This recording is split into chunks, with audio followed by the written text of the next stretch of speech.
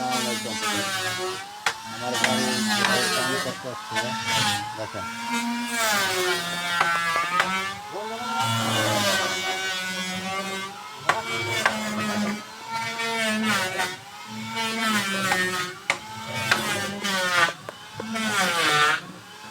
এই আমার ছোট বাজারে রয়েছে ওই জায়গায়।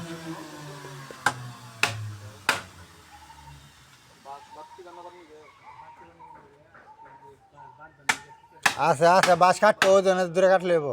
আর বান্ধানিকে বাঁশ আছে, বড় বাঁশ আছে। বাতির বাঁশ কাটলে হইব, আর এমনি বাঁশ আছে।